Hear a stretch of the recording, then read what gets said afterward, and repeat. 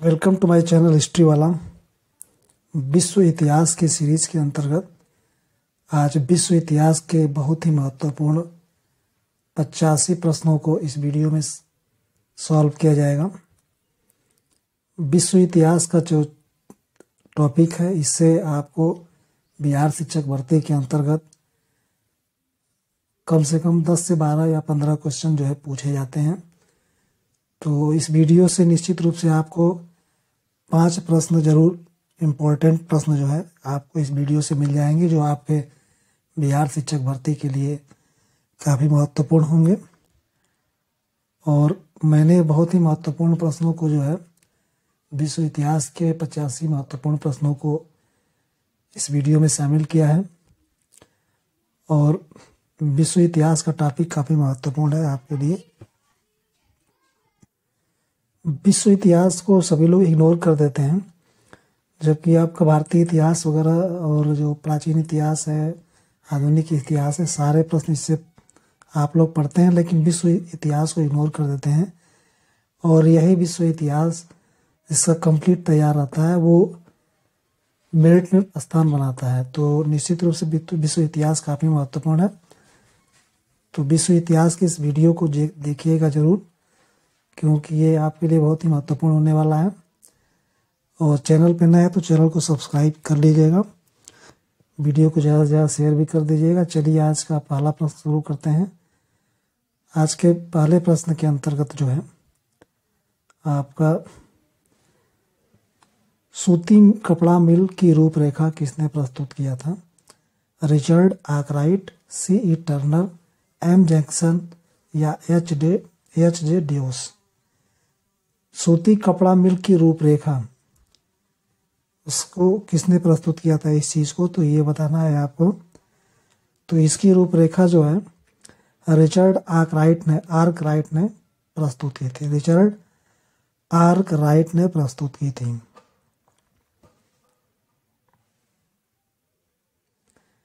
आज का दूसरा प्रश्न है कि लंकाशायर की एक कॉटन मिल का चित्र किस चित्रकार ने बनाया था?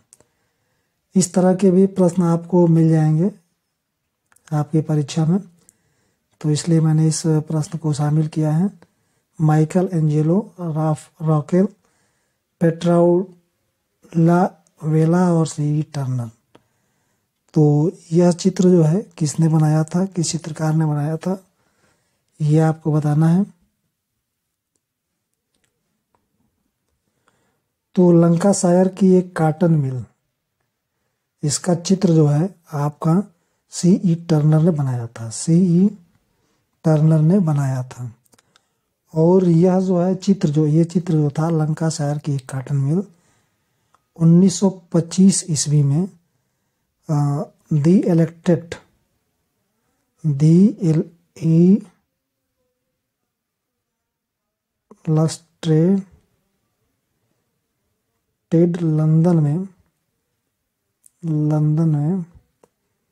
लंदन न्यूज में यह प्रकाशित भी हुआ था। 1925 के दी इलस्ट्रेटेड लंदन न्यूज में प्रकाशित हुआ था। और इसके संबंध में टर्नर का कहना था कि अगर उस नम मौसम की नज़र में से देखें जिसके कारण लंकाशायर दुनिया में शोध कथाई के लिए सबसे आदर्श स्थान बन गया था, तो शाम के धुंधलके में धमकता कॉटन मिल सबसे शानदार नज़ारा दिखाई देता है। आज का तीसरा प्रश्न आपका है कि जेम्स वाट ने किसके द्वारा बनाए गए भाप के इंजन में सुधार किया और 1871 में उसका पेटेंट करवा लिया? तो यहाँ पे बताना है कि किसने जो है किसके इंजन को जो है इन्होंने सुधार किया था और 1871 में जो उसका पेटेंट भी करवा लिया था। Matthew Boulton, Newcomen, Samuel Luke, T. Nicholson. तो जेम्स वाट ने जो है न्यू कामेन के द्वारा बनाए गए भाप के इंजन का सुधार किया था और 1871 ईस्वी में इसका उत्पादन जो था उनके इन्हीं के दोस्त जो थे मैथ्यू बेल्टन ने किया था। और इसके संदर्भ में और कुछ जान लेंगे कि शुरुआत में इंजन बिका भी नहीं था और लगभग 19वीं शताब्दी तक 321 भाप के इंजन थे और इनमें से 80 जो थे इंजन सूती उद्योगों में, 9 जो थे अन्य उद्योगों में लगे हुए थे। तो यह जो है इसका उत्तर हो जाएगा आपका न्यू कामेन।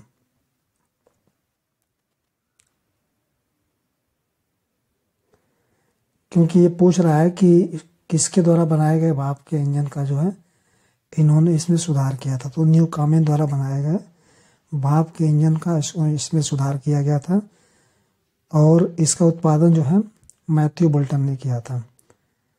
आगे का 4 नंबर का प्रश्न देखेंगे। मौसमी काम की तलाश में निकलने वाले मजदूरों में से एक थे, यानी इन चारों में कोई एक था जो मौसमी काम की तलाश में निकला हुआ था। उन्होंने ईंटें ढोई और अन्य छोटे मोटे काम किए। यह बताते हैं कि नौकरी के इच्छुक किस तरह पैदल लंदन जानते हैं, यानी कि यह नौकरी करने की इच्छा से किस तरह वो पैदल लंदन जाते हैं। इन चारों में से कोई एक है और ये बताते हैं कि किस तरह उनके साथ क्या घटनाएं हुई थी। तो आपके ऑप्शन है माइकल वुल्फ, ओच जे ड्यूल्स, रेफेल सैमुअल या विल थॉर्न। तो ये जो थे ये विल थॉर्न थे। ये विल थॉर्न महोदय थे जो मौसमी काम की तलाश में निकले थे और उन्होंने नौकरी की इच्छा के लिए जो है नौकरी करने की इच्छा से जो है पैदल ही लंदन पहुंच गए थे और वहां जाकर के ओल्ड कैंट गैस वर्क में, ओल्ड कैंट गैस वर्क्स में कोरमैन से बात की और उन्हें नौकरी पर रख लिया गया था। और इसका पूरा विवरण जो है ये ड्यूस और माइकल वुल्फ ने the Victorian city images and realities तथा 1973 में सैमुअल ने अपने लेख कॉमर्स एंड गोअर्थ में दिया है। तो इसका उत्तर हो जाएगा विल थॉर्न। किसके काल में ब्रिटेन में मानव श्रम की कोई कमी नहीं थी, क्योंकि गरीब किसान और बेकार लोग काम की तलाश में बड़ी संख्या में शहर की ओर पलायन कर रहे थे। तो ये किसके समय की बात हो रही है? तो आपके ऑप्शन है विक्टोरिया, किंग चार्ल्स द्वितीय, जेम्स द्वितीय या एलिजाबेथ प्रथम। तो किसके समय में जो है ब्रिटेन में मानव श्रम की कोई कमी नहीं थी?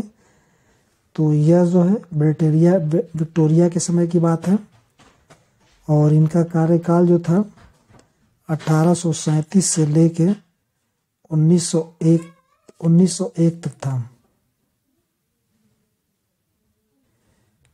किस प्रकार के उद्योगों में श्रमिकों की मांग मौसमी आधार पर घटती बढ़ती रहती थी? सूती मिल उद्योग, खनन उद्योग, फर्नीचर और औजार उद्योग, गैस घरों और शराब खानों के उद्योग।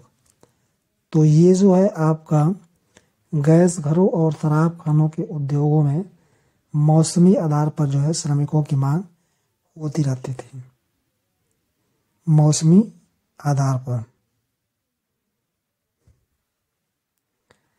1830 के दशक में आई आर्थिक मंदी के दौरान बेरोजगारों की संख्या विभिन्न क्षेत्रों में पहुंच गई थी। 1830 के दशक में जो है बेरोजगारों की संख्या कितनी पहुंची थी ये बताना है आपको।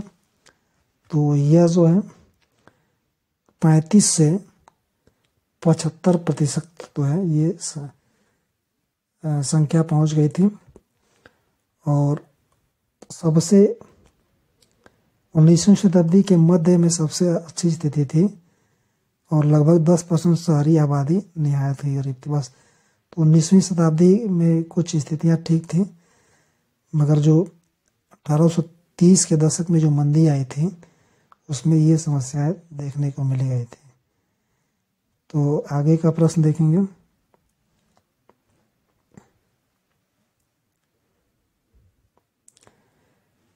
कंपनी ने बुनकरों पर निगरानी रखने के लिए एक वेतनभोगी कर्मचारी की नियुक्ति की, उसे क्या कहा जाता था? इम्पोर्टेंट प्रश्न है कि कंपनी ने एक वेतन भोगी यानी वेतन भोगी कर्मचारी रखा था जो बुनकरों पर निगरानी रखता था, तो उसे क्या कहा जाता था?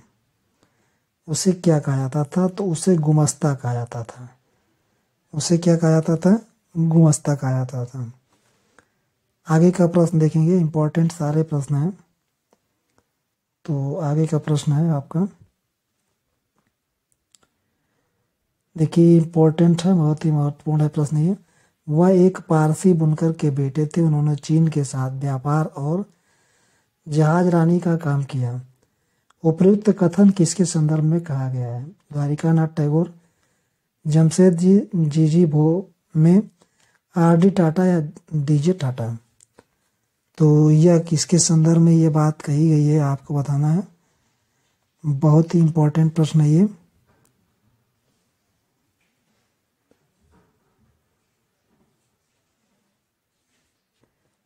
तो इसका उत्तर हो जाएगा जमशेद जीजी भो में। यही एक पारसी बनकर के बेटे थे और इन्होंने चीन के साथ व्यापार और जहाज रानी का काम किया था। मगर बाद में जो है अंग्रेज और अमेरिकी जहाज कंपनियों की प्रतिस्पर्धा के कारण 1850 के दशक में इन्हें अपने सभी जहाज बेचने पड़े थे। किसका विश्वास था कि भारत पश्चिमीकरण और औद्योगिकरण के रास्ते पर चलकर ही विकास कर सकता है? जमशेद जी टाटा, बिपिन चंद्र, जवाहरलाल नेहरू या द्वारिकानाथ टैगोर? तो यह किनका विश्वास था? तो ये द्वारिकानाथ टैगोर का विश्वास था कि औद्योगिक पश्चिमीकरण के साथ ही आगे बढ़ सकता है भारत। जे.एन. टाटा ने जमशेदपुर में भारत का पहला लौह एवं इस्पात संयंत्र कब स्थापित किया था? 1912, 1913, 1915 या 1920 में? तो जे.एन. टाटा ने जो है जमशेदपुर में 1912 में लौह इस्पात संयंत्र की स्थापना की थी और इनके सहयोगियों में आर.डी. टाटा और डी.जे. टाटा भी प्रमुख थे और इन्होंने जो है लौह इस्पात उद्योग की शुरुआत जो है लौह इस्पात संयंत्र स्थापित किया था। आगे का प्रश्न देखेंगे, औपनिवेशिक शासन काल में भारतीय व्यापारी निम्न में से किसका निर्यात कर सकते थे? जहाज, कपड़ा, लोहा और गेहूं और नील? तो औपनिवेशिक शासन की बात हो रही है, इसमें जो है भारतीय व्यापारी किसका निर्यात कर सकते थे? तो गेहूं और नील का निर्यात कर सकते थे। और भारतीयों को जो है कपड़ा यूरोप में बेचने से रोक दिया गया था तथा धीरे धीरे जो है जहाज भी बेचने से रोक दिया गया था। इसके अलावा अब वो जो है केवल गेहूं और नील को ही जो है निर्यात कर सकते थे, इसके अलावा अफीम वगैरह या कच्ची कपास। तो आगे का प्रश्न देखेंगे, 1911 में बम्बई के सूती कपड़ा उद्योग में काम करने वाले 50% से ज़्यादा मजदूर कहाँ से आए थे? तो ये 1911 की बात कर रहा है। तो 1911 में ये काम करने वाले मजदूर रत्नगिरी, पूना, नागपुर या कानपुर? तो ये कहाँ से आए थे? तो 50% से ज़्यादा मजदूर रत्नगिरी से आए थे, रत्नगिरी से आए थे। आगे का प्रश्न देखेंगे, उद्योगपति अपने कारखानों में से नए मजदूरों की भर्ती करने के लिए किसे रखते थे? जो उद्योगपति होते थे अपने कारखानों में नए मजदूरों की भर्ती करने के लिए एक व्यक्ति को रखते थे, तो उसे क्या कहा जाता था? जाबर, मुनीम, प्रबंधक या एजेंट? तो इसे जो है जाबर कहा जाता था। ये इंपॉर्टेंट प्रश्न होगा, इसे जाबर कहा जाता था। और प्रायः जो है इसे अन्य नामों से भी जाना जाता था, जैसे इसे सरदार भी कहा जा सकता था और मिस्त्री भी कहा जाता था, मिस्त्री भी कहा जाता था। और यह जाबर जो था ये पुराना और विश्वस्त कंपनी का कर्मचारी था, कारखानों का कर्मचारी हुआ करता था। और ये क्या करता था कि अपने गांव से मजदूरों को लाता था और जो है धीरे धीरे जो है इनका नेतृत्व है काफ़ी बढ़ गया और इनका वर्चस्व भी धीरे धीरे बढ़ गया, तो इसे जाबर कहा जाता है। स्वदेशी आंदोलन के समय राष्ट्रवादियों ने लोगों की विदेशी के बहिष्कार के लिए प्रेरित किया था। जब स्वदेशी आंदोलन की शुरुआत हुई थी तो किसके बहिष्कार की बात की गई थी ये बताना है। एयरटाइन, भुतबांड, कपड़ा, चीनी, कॉस्मेटिक वस्तुएं। तो स्वदेशी आंदोलन के समय जो है विदेशी कपड़ों का बहिष्कार किया गया था। विदेशी कपड़ों का बहिष्कार किया गया था। तो ये क्वेश्चन हो जाएगा, इसका बी ऑप्शन हो जाएगा। चीन भेजे जाने वाले भारतीय धागों के निर्यात में कमी आना कब प्रारंभ हुआ था? 1907 के पश्चात, 1906 के बाद, 1910 के बाद या 1908 के बाद? तो चीन जो भेजे जाने वाले भारतीय धागे थे इनके निर्यात में कमी 1906 के बाद आने शुरू हो गए थे। 1906 के बाद आने शुरू हो गए थे। यह रस्सियों और पुलियों के जरिए चलने वाला एक यांत्रिक औजार है जिसका बुनाई के लिए इस्तेमाल किया जाता है। ध्यान से देखिएगा, रस्सियों और पुलियों के जरिए चलने वाला एक यांत्रिक औजार है जिसको बुनाई के लिए इस्तेमाल किया जाता है। उपयुक्त कथन किस मशीन की ओर इंगित करता है? क्लाई सटन, तकली, स्पिनिंग जेनी या चरखा? तो बताना है इसमें से किसके क्या हो जाएगा ये। तो यह जो है क्लाई सटल हो जाएगा, क्लाई सटल हो जाएगा। और यह जो क्या करता था कि क्षैतिज धागे को लंबवत धागे में पिरो देता था, यानी ताना बाना के अंतर्गत ये होता था कार्यक्रम। और क्लाई जो है सटल जाता था, ये इसकी खोज जो है 1773 ईस्वी में जॉन के ने की थी। इंपॉर्टेंट हो जाएगा, जॉन के ने की थी।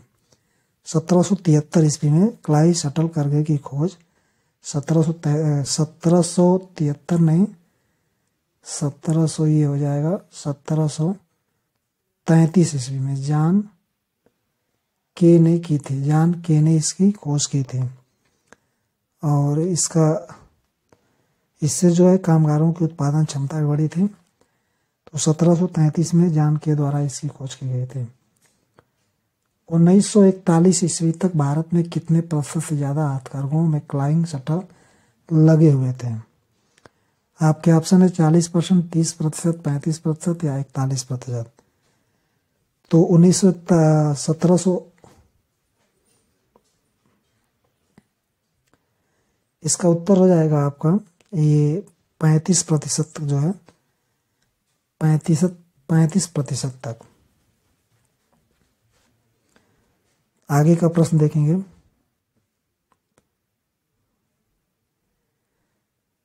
पहली कताई और बुनाई मिल किस स्थान पर 1874 में खोली गई? तो बंबई, मद्रास, केरल या गुजरात में? तो पहली कताई मिल की बात कर रहा है। पहली कताई और बुनाई मिल कहाँ खोली गई थी? तो ये मद्रास में खोली गई थी। मद्रास में खोली गई थी और कब खोली गई थी? 1874 ईस्वी में खोली गई थी। बम्बई में भी जो है पहली कपड़ा मिल खोली गई थी 1874 में ही, जिसमें 2 साल बाद उत्पादन शुरू हुआ था बम्बई वाले में। और 1862 ईस्वी तक 4 मिलें खोल चुकी थी। और एक इम्पॉर्टेंट चीज़ देखेंगे, देश की पहली जूट मिल जो थी, जूट मिल ये आपका बंगाल में जो है 1855 ईस्वी में खुली थी और दूसरी जो है उसके 7 साल बाद। इसके बाद 1860 में भी एक मिल खुली थी। तो पहली जूट मिल जो है बंगाल में खुली थी और 1855 ईस्वी में। इसका उत्तर हो जाएगा मद्रास।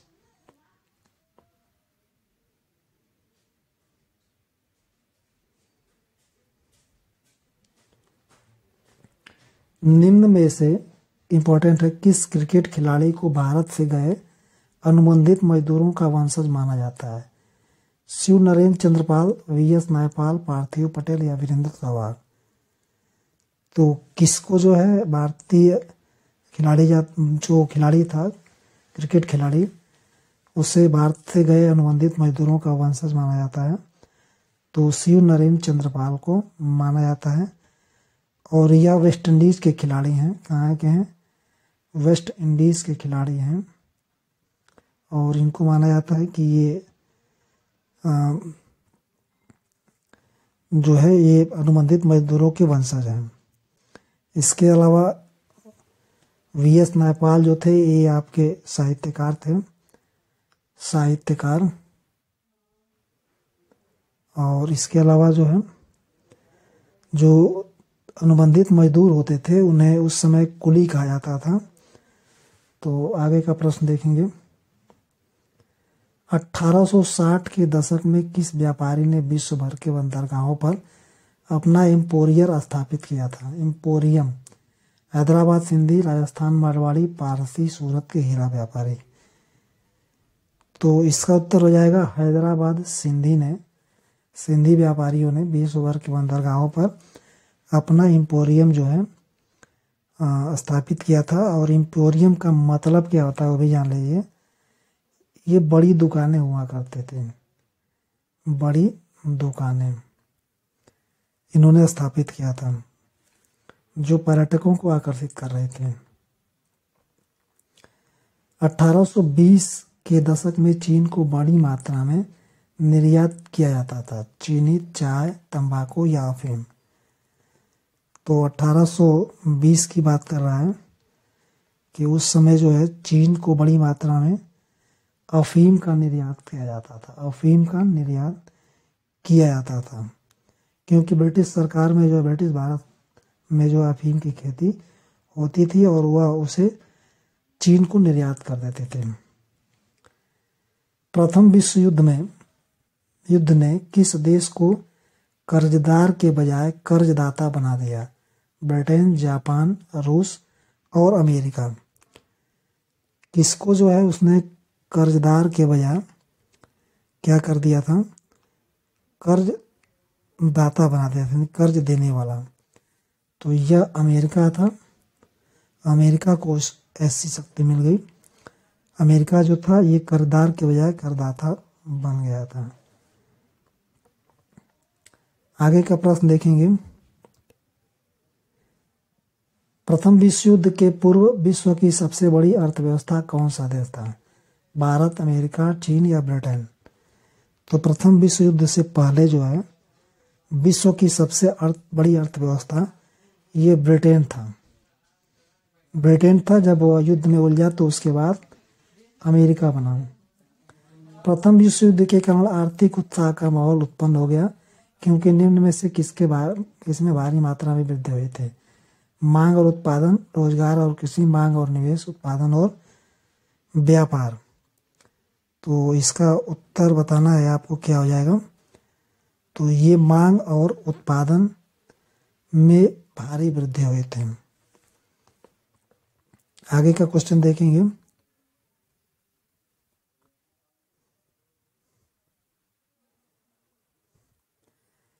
प्रथम विश्व युद्ध से पूर्वी यूरोप विश्व बाजार में की आपूर्ति करने वाला एक बड़ा केंद्र था।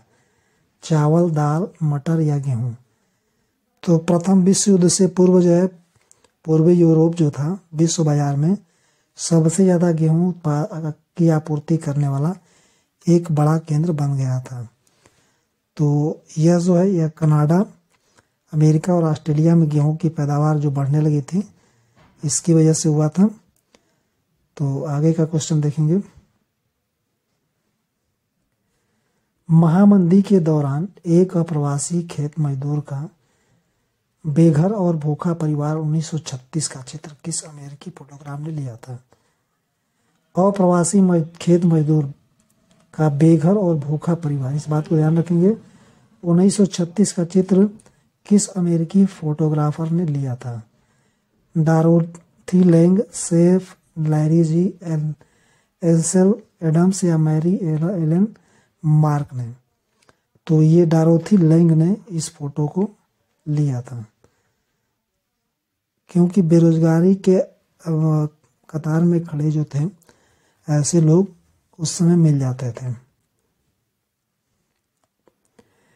कीर्त अर्थशास्त्री का यह मानना था कि भारतीय सोने के निर्यात से भी वैश्विक अर्थव्यवस्था को पुनर्जीवित करने में काफी मदद मिली। Keynes, Adam Smith, Amartya Sen या मार्शल, तो इनमें किसका तो ये कीन्स महोदय का मानना था इस तरह का। आगे का प्रश्न देखेंगे। महामंदी के दौरान किस देश ने अपने आप को पिछड़े खेतिहर देश के स्थान पर एक वैश्विक शक्ति बना लिया था? भारत, चीन, रूस या जापान? तो यह रूस था और उस समय सोवियत संघ कहा जाता था इसे। सोवियत संघ के नाम से जाना जाता था उस समय। आगे का प्रश्न देखेंगे। संयुक्त राष्ट्र मौद्रिक एवं वित्तीय सम्मेलन में औद्योगिक विश्व में आर्थिक स्थिरता एवं पूर्ण रोजगार बनाए जाने पर सहमति बनी थी। उपयुक्त सम्मेलन किस स्थान पर हुआ था? तो संयुक्त राष्ट्र मौद्रिक एवं वित्तीय सम्मेलन में औद्योगिक विश्व में आर्थिक स्थिरता एवं पूर्ण रोजगार बनाने के लिए सहमति ब्रेटन वुड्स सम्मेलन में हुई थी। इसके बाद ब्रेटन वुड्स सम्मेलन में इसकी बात हुई थी। और यह सम्मेलन जो था 1944 ईस्वी में जुलाई के महीना में अमेरिका स्थित न्यू हैम्पशायर के ब्रेटन वुड्स यानी माउंट वाशिंगटन होटल नामक स्थान पर आयोजित किया गया था। और इसमें जो है आगे का प्रश्न देखेंगे।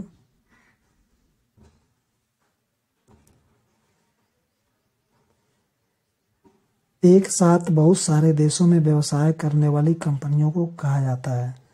बहुराष्ट्रीय निगम, राष्ट्रीय निगम, सेज या खुली अर्थव्यवस्था? तो एक साथ बहुत सारे देशों में व्यवसाय करने वाली कंपनियों को बहुराष्ट्रीय निगम के नाम से जाना जाता है। मल्टीनेशनल कंपनी, मल्टीनेशनल कंपनी कर सकते हैं, क्या बहुराष्ट्रीय कंपनियां भी कर सकते हैं। और यह बहुराष्ट्रीय कंपनियां जो है लगभग 1920 के दशक में इनकी शुरुआत हुई थी।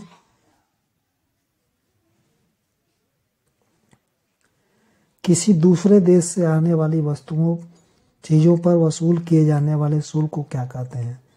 निर्यात शुल्क, आयात शुल्क, सीमा शुल्क या वस्तु सेवा कर? तो इसको आयात शुल्क कहा जाता है। 20वीं सदी में खरीदारों को किसके माध्यम से कंपनी का नाम एवं पता ज्ञात होता था? लेबल, बारकोड, विज्ञापन, वस्तुओं पर बने चित्र? 20वीं शताब्दी की बात कर रहा है। तो यह जो था लेबल, कंपनी का जो लेबल था उससे नाम और पता कंपनी का ज्ञात हो जाता था। जैसे मेड इन मैनचेस्टर उस समय अगर लिखा होता था तो ये माना जाता था कि इसकी क्वालिटी बढ़िया है। और भारतीय कपड़ों पर जो है, भारतीय वस्तुओं पर भारतीय देवी देवताओं की तस्वीरें होती थी, जिससे भी आसानी से बिक भी जाते थे। तो लेबल इसका उत्तर हो जाएगा। निम्नलिखित में से कौन सा युग्म एक सुमेलित नहीं है? बाकी सभी सुमेलित है, बाकी एक सुमेलित नहीं है। तो राइप वाटर के कैलेंडर पर यह बालकृष्ण का चित्र था, यह आपका सही है।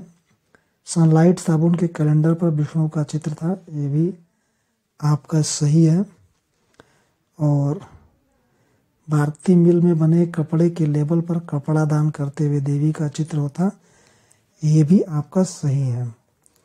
और इसके बाद मैनचेस्टर के लेबल पर महाराजा अजीत सिंह का चित्र,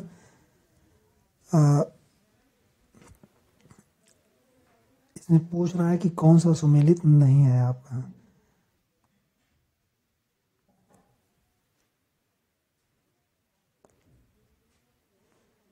तो ये वाला आपका सही हो जाएगा, यही सुमेलित नहीं है। मैनचेस्टर वाला जो है, मैनचेस्टर के लेवल पर महाराजा अजीत सिंह की जगह पर जो था ये रणजीत सिंह कार्तिक का और महाराणा रणजीत सिंह का चित्र जो था, और इसके अलावा कार्तिक, लक्ष्मी और सरस्वती का चित्र था मैनचेस्टर के लेवल पर। महाराणा रणजीत सिंह की जगह पर रणजीत सिंह और कार्तिक, लक्ष्मी और सरस्वती का भी चित्र था, तो यही वाला गलत हो जाएगा। किस सदी में पश्चिमी मुद्रण तकनीक और मशीनी प्रेस का आयात चीन में किया गया था? 20वीं सदी में, 19वीं सदी में, 18वीं सदी में या 16वीं सदी में? तो पश्चिमी मुद्रण तकनीकी और मशीनी प्रेस का आयात चीन में किया गया था 19वीं सदी के अंतिम दशक में, 19वीं सदी में। आगे का प्रश्न देखेंगे। 13वीं शताब्दी के मध्य में त्रिपिटिका कोरियाना वुड ब्लॉक्स मुद्रण के रूप में बौद्ध ग्रंथ का भारतीय संग्रह, चीनी संग्रह, कोरियाई संग्रह या तिब्बती संग्रह, क्या होगा बताना है। तो यह कोरियाई संग्रह था और इसे जो है UNESCO memory of the world register में अंकित भी किया गया था, क्योंकि इन ग्रंथों को लगभग 80,000 वुड ब्लॉक्स पर उकेरा गया था। आगे का प्रश्न देखेंगे। कोरिया की कौन सी पुस्तक मूवेबल मेटल टाइप के साथ मुद्रित दुनिया की सबसे पुरानी पुस्तक है? उकियो, त्रिपिटका, कोरियाना, जिक्जी, एडेजेज। तो इस पुस्तक का नाम जिक्जी है, और इसमें भारत, चीन और कोरिया के लगभग 150 बौद्ध भिक्षुओं का वर्णन भी किया गया है, और यह 14वीं शताब्दी के अंत में प्रिंट की गई थी, मुद्रित की गई थी। इसका पहला खंड जो है अवेलेबल नहीं है, जबकि दूसरा खंड जो है नेशनल लाइब्रेरी में है, और ये फ्रांस की नेशनल लाइब्रेरी में दूसरा खंड इसका है। 2001 में जो है इसे यूनेस्को ने memory of the world register में अंकित भी किया था। 39 नंबर का प्रश्न देखेंगे। योहान गुटेनबर्ग ने किस वर्ष प्रिंटिंग प्रेस का आविष्कार किया था? 1435, 1440, 1450 या 1448? तो योहान गुटेनबर्ग ने 1448 ईस्वी में जो है प्रिंटिंग प्रेस का आविष्कार किया था, और वे जर्मनी के स्ट्रेटबर्ग नामक स्थान के निवासी थे। और यह बचपन में तेल और जैतून के पेरने वाली मशीन को देखते थे, और इस तरह उनको यह चीज़ें समझ में आई और उन्होंने प्रिंटिंग प्रेस का आविष्कार किया था 1448 ईस्वी में। प्रिंटिंग प्रेस के आविष्कार के पश्चात गुटेनबर्ग ने सर्वप्रथम किस पुस्तक को छापा था? यह इंपॉर्टेंट प्रश्न होगा आपका। बाइबिल, द प्रिंस, लेवियाथन या मीन कैम्प? तो प्रिंटिंग प्रेस का आविष्कार प्रात गुटेनबर्ग ने जो है सर्वप्रथम बाइबल पुस्तक को प्रकाशित किया था, छापा था, और इन्होंने जो है बाइबिल की 180 प्रतियां छापी, और ये लगभग इसको जो छापने में समय लगा था ये 3 वर्ष लगा था। 3 वर्ष में 180 प्रतियां छापी उन्होंने, और आगे का इसमें देख, और इसकी वर्तमान में अभी 50 प्रतियां ही बची हैं, 50 प्रतियां ही बची हैं। और इस प्रकार जो था बाइबिल यूरोप में छपी पहली किताब थी, तो इसका उत्तर बाइबिल हो जाएगा। 16वीं सदी में हाथ की छपाई का स्थान किसने लिया, जिसके कारण मुद्रण क्रांति संभव हुई? वुड ब्लॉक, यांत्रिक मुद्रण, मूवेबल मेटल टाइप या कातिब? तो इसका स्थान किसने लिया था? तो इसका स्थान जो है यांत्रिक मुद्रण ने लिया था।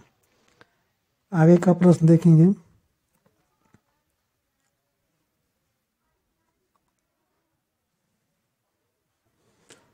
आगे का प्रश्न है कि मौखिक संस्कृति मुद्रित संस्कृति में किसके माध्यम से दाखिल हुई? प्रिंटिंग प्रेस, शराब घरों, लोकगीत एवं लोक कथाएं, उपरोक्त में से कोई नहीं।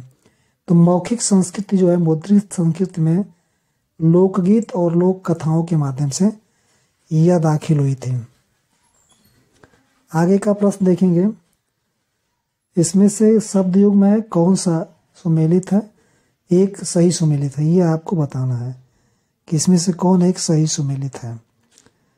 तो यहाँ पे मिनरवा जो था, मिनरवा की बात हो रही है, तो मिनरवा जो थे यह दूत या विवेक का प्रतीक न होकर के ये आपके विद्या की देवी थी, विद्या की देवी, ये मिनरवा था। मरकरी जो थी ये आपका विद्या की देवी न होकर के यह आपका दूत देव या विवेक का प्रतीक थे।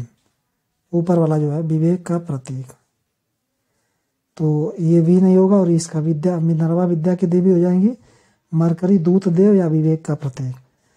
इसके अलावा लामप्री मेरी जो था ये छापाखाना था और यही सही है।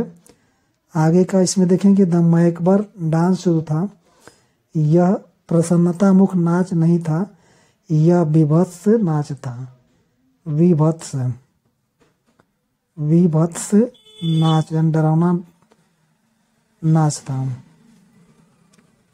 तो इस तरह ये था आपका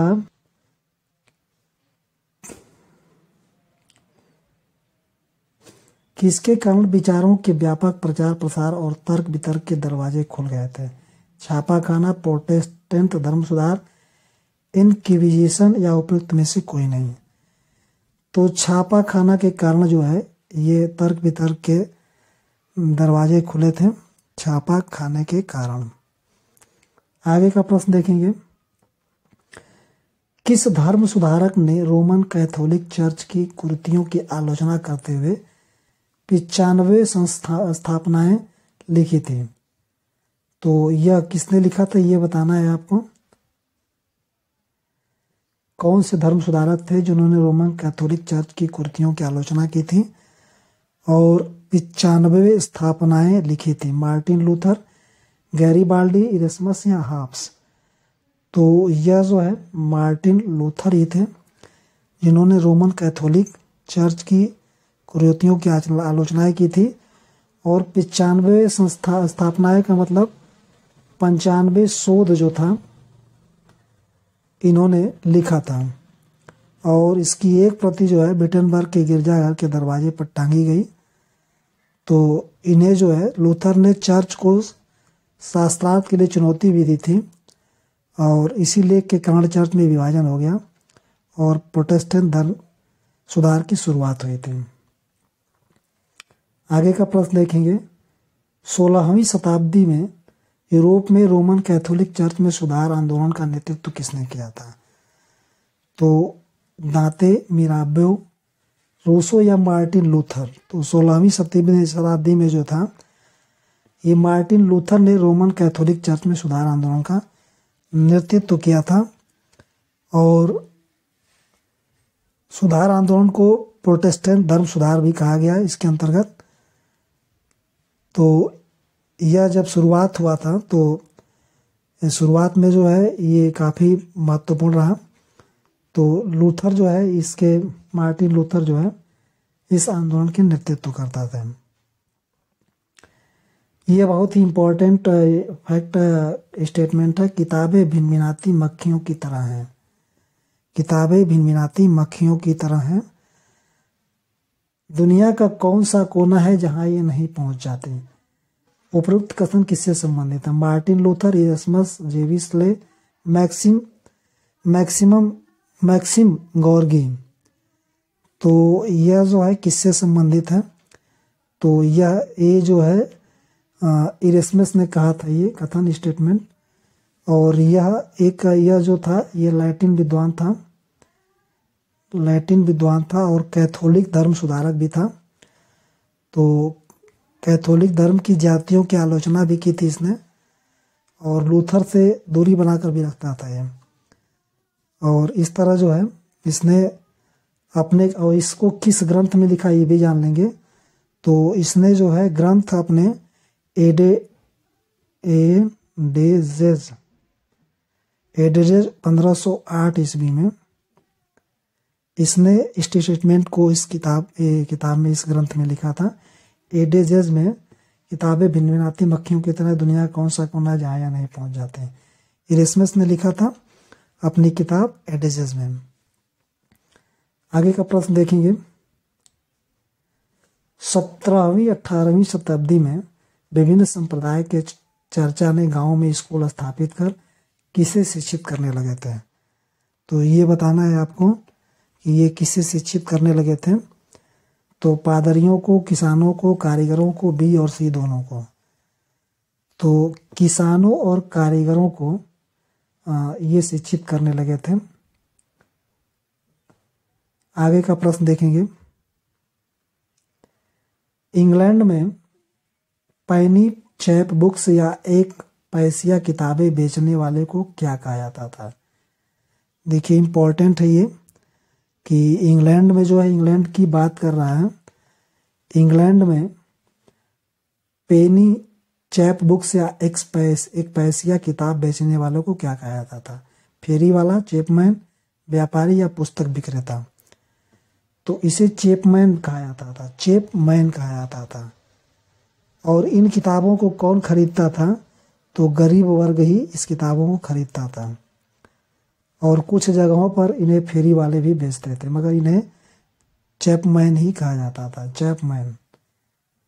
आगे का प्रश्न देखेंगे। सस्ते कागज पर छपी और नीली जिल्द में बंधी छोटी किताबों को फ्रांस में किस नाम से जाना जाता था। इम्पोर्टेंट है। तो एक पैसिया या फिर पंचांग या बिब्लियोथिक ब्लू, उपयुक्त में से कोई नहीं। तो यह बिब्लियोथिक ब्लू के नाम से जाना जाता था इसको। और आगे का प्रश्न देखेंगे।